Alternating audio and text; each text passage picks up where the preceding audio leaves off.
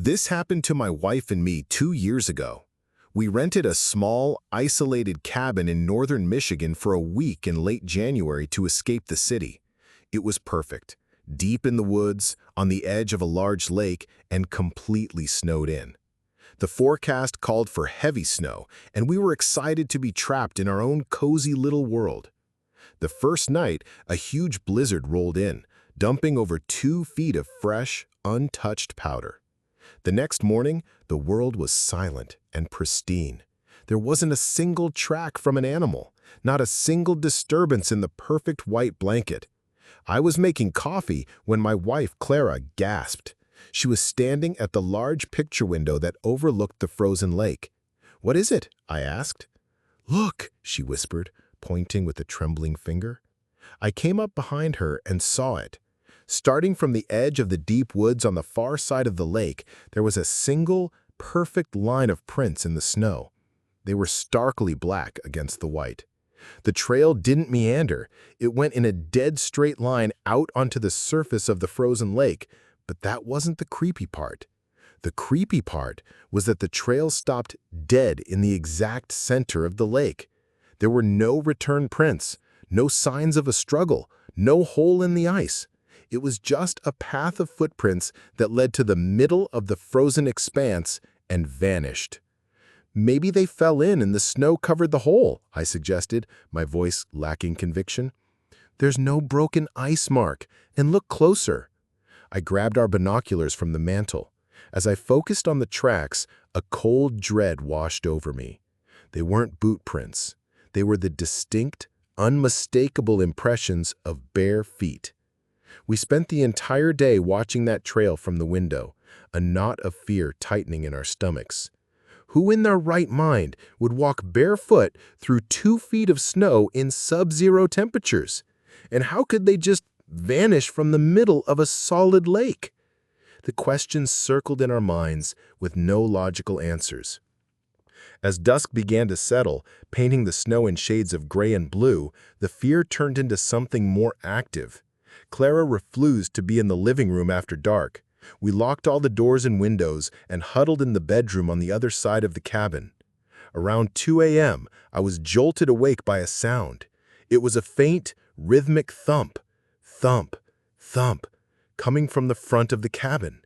It sounded like someone was knocking, but it was too slow, too heavy for a fist. Clara was awake too, her eyes wide in the dark. I grabbed the heavy iron fire poker, my heart hammering against my ribs, and crept towards the front door. The thumping continued, steady and deliberate. I peered through the peephole, expecting to see a figure on the porch. There was nothing there. The porch was empty, covered in undisturbed snow. But the thumping was louder now. It wasn't coming from the door. It was coming from underneath the floorboards. Thump, thump, thump, directly below the living room window that faced the lake. We didn't sleep for the rest of the night. As soon as the sun rose, we packed our bags in a panic. As we were about to leave, I took one last look through the binoculars at the lake. The trail of footprints was still there, but it wasn't the same. There was now a second set of bare footprints, starting from the center of the lake where the first trail had ended and leading in a dead straight line right to the shore directly in front of our cabin, disappearing under the porch. We got out of there and never looked back. I used to work as a long-haul trucker, mostly running routes through the northern U.S. and into Canada. I'd driven through some of the worst weather imaginable, but nothing compares to one night on a desolate stretch of the Trans-Canada Highway in Ontario during a full-blown whiteout blizzard. The snow came on so fast it was like a switch was flipped.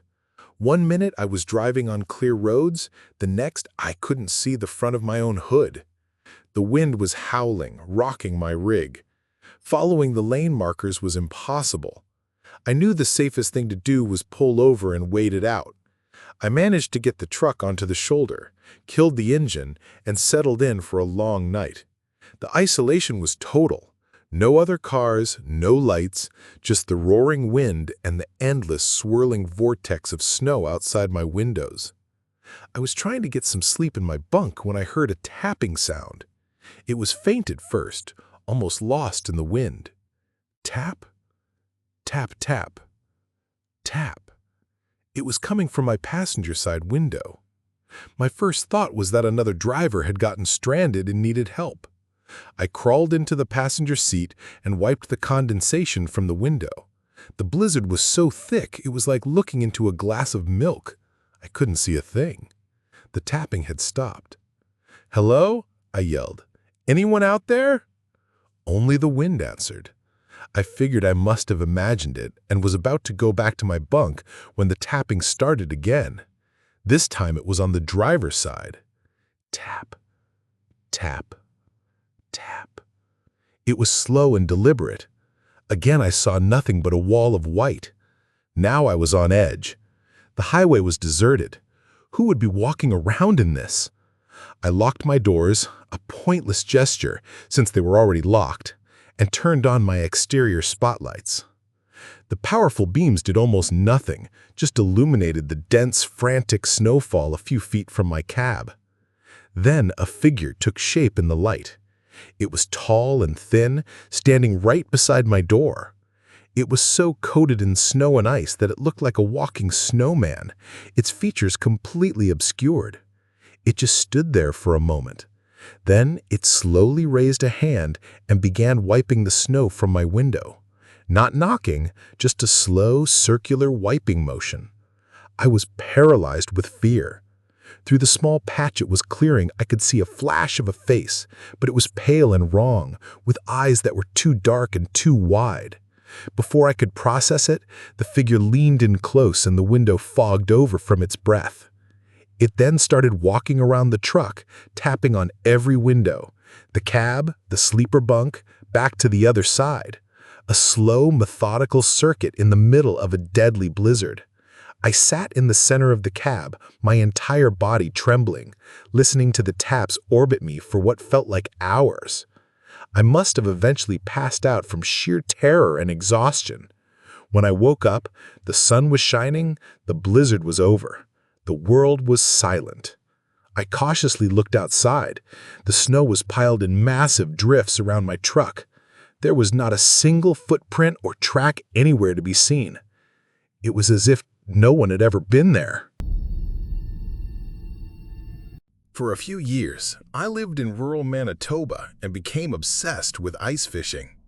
There's a strange peace to it, sitting in a warm hut on a vast, frozen lake that stretches to the horizon, a flat white plain under a massive sky. This story happened during my third season, on Lake Winnipeg, which is so big it feels like a frozen ocean. I drove my truck about a mile out onto the ice, to a spot that had been good to me before, and set up my portable ice hut. I drilled my holes, got my lines in the water, and fired up my propane heater. For hours, it was perfect silence. I was completely alone, or so I thought. Sometime in the mid-afternoon, I looked up from my hole and saw something else on the ice, maybe a half-mile away. It looked like another ice hut, a small, dark square against the endless white. I hadn't seen anyone drive out, which was odd, but not impossible. As the hours passed, I started to feel uneasy. The other hut hadn't moved, and I hadn't seen any sign of life around it. No snowmobile, no truck, no one checking their lines. It just sat there. Curiosity got the better of me. I decided to walk over and say hello, maybe see if they were having any luck. The walk was longer than I thought. The cold was brutal, the wind slicing across the open ice. As I got closer, I realized how strange the hut was. It wasn't a modern nylon one like mine. It looked ancient, made of dark, weathered wood and what looked like animal skins.